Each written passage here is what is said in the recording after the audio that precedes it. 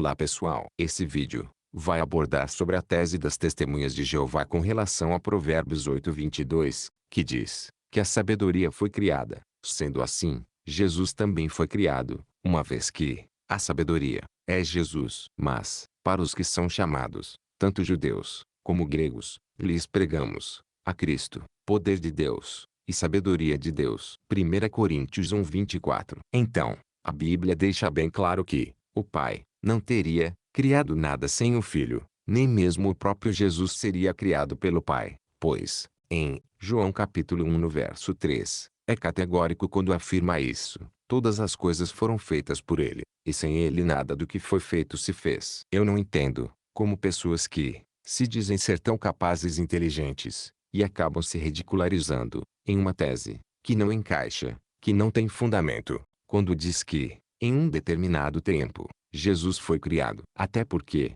em João 1:3, diz que o Pai não tinha capacidade de criar uma simples coisa. Agora, imagina criar um ser de tamanha excelência e magnitude, como Jesus Cristo. Isso não tem lógica e nem coerência. Olhando por essa ótica, se isso de fato aconteceu, então, o Pai nunca seria esse Deus Todo-Poderoso que está registrado na Bíblia, pois, em João 1:3, deixa bem claro que o Pai sem Jesus seria totalmente impotente, não teria poder para nada, e muito menos criar Jesus. Outro ponto que deve ser observado nessa questão é, além de Deus não ter poderes, também não teria sabedoria. Ou seja, em um tempo, no passado, Deus era desprovido de sabedoria. Em outras palavras, ele era totalmente ignorante. Imagina isso. Outra coisa também que deve ser analisado é que, uma vez em passado distante, se formos seguir fielmente essa tese, Deus também era mudo,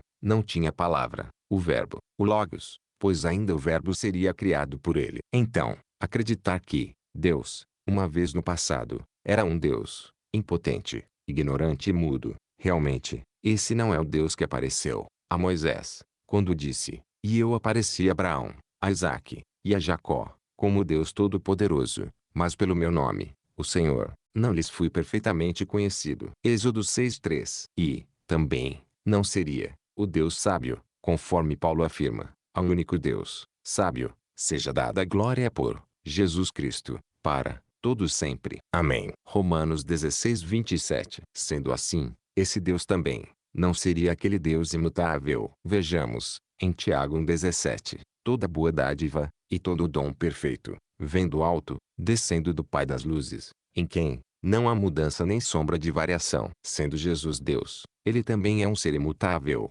Vejamos, Jesus Cristo é o mesmo, ontem, e hoje, e eternamente. Hebreus 13:8. Agora, voltando a Provérbios 8:22, isso é bem simples de chegarmos em uma conclusão, quando entendemos que essas passagens são claramente citações poéticas. Tudo é possível e não, para o autor de uma obra desse gênero. Os textos poéticos destacam-se pela inclusão de elementos de valor simbólico e de imagens literárias. Desta forma, cabe ao leitor ter uma atitude ativa para decodificar a mensagem. Ou seja, há a necessidade do leitor estudar, a fim de compreender a mensagem, a qual o escritor objetivou transmitir por meio dele. Por exemplo, um texto poético pode fazer referência ao sol, como a moeda dourada ou a fonte da vida, ao passo que um texto científico mencionaria como sendo uma estrela de tipo espectral. Que fique bem claro que nenhum escritor do Novo Testamento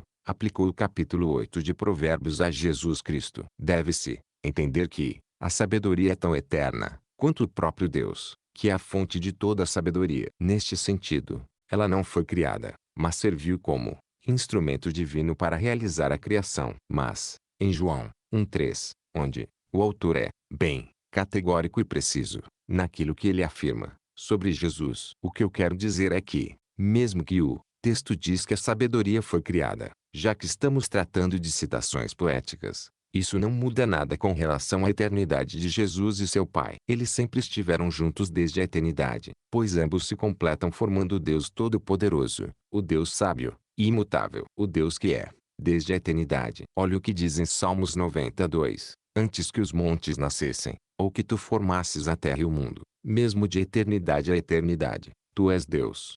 Vou citar umas passagens da obra de Stephen Charnock. Era um clérigo presbiteriano puritano inglês. Em seu livro, Um Retrato de Deus, ele fala sobre a inseparabilidade de Deus com a sabedoria. No capítulo 9 do seu livro, ele escreve, Romanos 16:27, diz, ao único Deus, sábio, seja dada, glória por Jesus Cristo, para todo sempre. Amém. A sabedoria é aqui atribuída somente a Deus. É sua propriedade exclusiva. Nenhuma criatura pode reivindicá-la. Deus é tão sábio, que é a personificação da própria sabedoria. Portanto, como o verso diz, Deus é digno da nossa adoração. Primeiro, devemos fazer distinção entre a sabedoria essencial de Deus e a pessoal. A sua sabedoria essencial é aquela qualidade intrínseca à sua essência ou natureza. A sua sabedoria pessoal é a pessoa de Jesus Cristo. Cristo, poder de Deus e sabedoria de Deus. 1 Coríntios 1:24. Segundo, a sabedoria não é uma qualidade acrescentada à essência de Deus, mas é a sua própria essência. Sem ela, ele não seria Deus. Todas as perfeições de Deus são uma só nele. Embora as consideremos separadamente, distinguindo uma das outras, temos que entender que Deus é um ser único e não composto. Terceiro, a sabedoria de Deus é transcendente e infinita. Ao único Deus sábio, diz o apóstolo, todas as outras pessoas são, no melhor delas, meros filósofos. O título de filósofo, ou amantes da sabedoria, surgiu em relação a Deus, que é o único digno do título sopos, ou sábio. Vamos considerar alguns pontos em que Deus é sábio. Deus é necessariamente sábio. A sabedoria não pode ser separada dele. Ela é a sua primeira operação vital. Ele é originalmente sábio. Todas as outras formas de sabedoria provêm dele, mas ele não as recebe de ninguém. Ele é perfeitamente sábio. Por outro lado, até mesmo a sabedoria dos anjos é limitada, e, portanto, imperfeita. Ele é universalmente sábio. Ele conhece tudo a respeito de todas as coisas, e faz uso perfeito deste conhecimento. Ele é perpetuamente sábio. Ao contrário dos homens,